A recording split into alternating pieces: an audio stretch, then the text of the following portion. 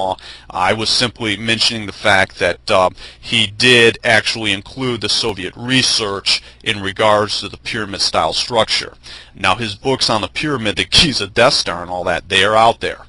But he is when it comes to alternative historians, he is doing some interesting things, and our enemy knows about him, so maybe you should. Now, his book Nazi International, I just read. It is either you're into that type of thing or you're not. I haven't read all his books, so I'm not endorsing it. Bob probably wouldn't endorse it. Whitaker Online, Bugs, we wouldn't endorse it. I'm just telling you, his sources for the Soviet experimentation on the pyramids, they all check out. They all check out, yeah, but some of his other sources are here or there. It is what it is. He's an alternative historian. Right now, with a new form of media, new form of communication, you've had a lot of alternative history come out. Sure, all kinds of different stuff come out attached to World War II and everything else. But when you start talking about our ancient history, not a lot is known, and that's the only thing you do when you scratch the surface. You realize how much is not known. He's significant, I think, in my opinion. He became significant simply because he can read in other languages. Most of the alternative historians in Anglosphere only read English. Well, he can read German, and I think he may even be able to read Russian. Well, that puts him at an advantage in analyzing scientific papers. He's also somewhat of an amateur physicist, although I don't think he has a PhD in physics, but he is an academic of sorts, and controversial. So I don't endorse him one way or another. I'm just putting it out there that he does mention it, and I think you might even have a problem looking up Soviet research into the pyramid structure. You're going to have problems even researching that on Google and Yahoo, but maybe not at this time. But he does go into that, and he does list his sources, and they are accurate to the best of my knowledge. But some of his other stuff is kind of out there, but that's the way it goes when you talk about the indigenous white rabbits of Europe. Everything goes in many different directions, and a lot of it goes in some pretty strange areas. The third position went into some strange areas, areas that can cross religion, philosophy, and science all at once, because at one time, when you're dealing with ancient Egypt, you're dealing with a total integration. When you're dealing with Druids, you're dealing with a total integration. There's no separation between the two. Even the ancient Greeks had a total integration, and I'm going to be back, and I'm going to close off this this fifth MP3 here.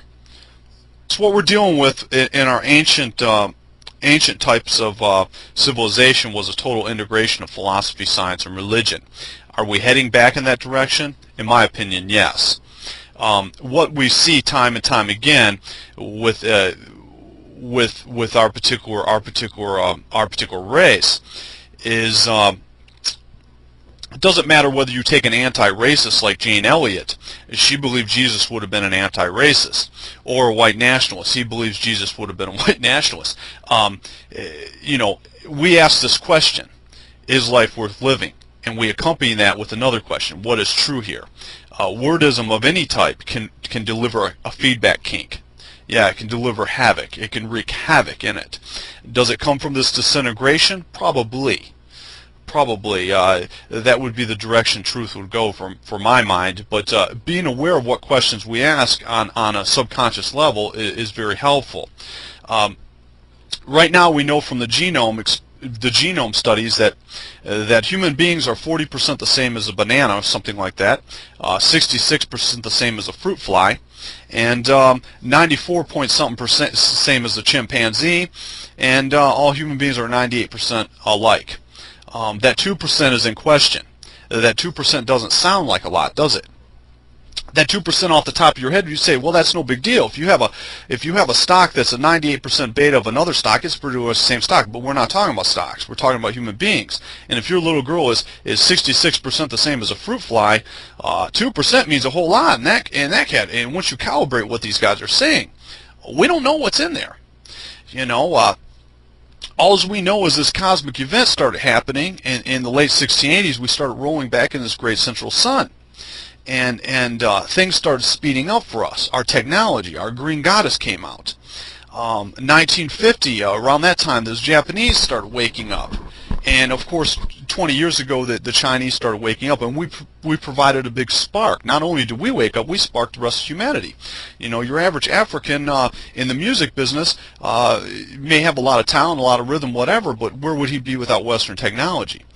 Probably nowhere. Or nowhere where he's at now, at least. He might be somewhere better off. Yeah, he might be in some village somewhere and a lot happier, for all I know. I don't know. I don't believe in supremacism, because supremacism is a wordism that says we're, you know, our particular ideals or philosophy are better for everyone else. It's not. It's not. Western civilization is not the end-all for other people. It is simply the end-all, be-all for white rabbits. Yeah, everyone does what's best for themselves. I don't believe in interference. The neocons want to curve fit so-called, they want a multiracial, multicultural Western civilization that they can control, and then they want to make the rest of the world like that. I have no interest in that. They called for a colonial office in Washington so they could remodify, you know, for Iraq and whatnot. I don't think we have any business trying to curve fit our particular ideals around other people. It doesn't work. It doesn't work. But wordism consistently makes white rabbits try to top down a structure. In other words, if you go to the Indians in North America, the red man, what I call the indigenous red rabbits of North America, they will constantly start out with an ideal at the tribal level, then they'll work up to at how it affects all Indians, and then how it affects the world.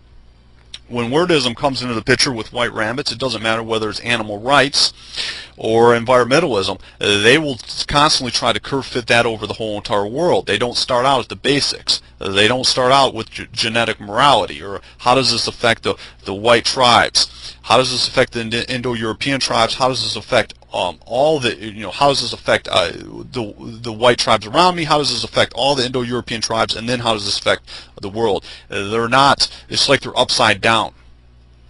Yeah, it's like they're upside down and squaring up and analyzing things. And wordism tends to have that effect. They're very universal in nature. And we will come back to this, but this green goddess, this what I call the green goddess, it happened. We know it happened because we're here today with the technology. We have the technology to wipe out the planet and probably another planet, and who knows what we have, because our technology is defensive related. And if we know anything about defense in our lifetimes, we know that it is all wide sky. What you don't see can kill you. They didn't come out with those stealth fighters. No one knew about those stealth fighters until it was too late. Yeah, they didn't come out. You didn't know about that technology until they rolled it out. It was compartmentalized across a grid, and one end didn't know what the other end was until the thing was completely built and ready to roll in the first Iraq War. Well, I think a lot of our technology is like that. We see our semiconductors is what you see is what you get. We see how high tech and how fast our computers have gotten. And at the same time, we look at our energy sources, and our energy sources are look pretty stale. They look pretty 19th century. So how far are they ahead in energy sources? If you do your homework, you're going to figure out that they have to be a lot farther ahead than you think. How far are they ahead with atomic research? Most of us think of the atomic bomb as just like is very destructive, and it is definitely destructive. But do they have the deuteron bombs? You know, the final solution with no air pollution.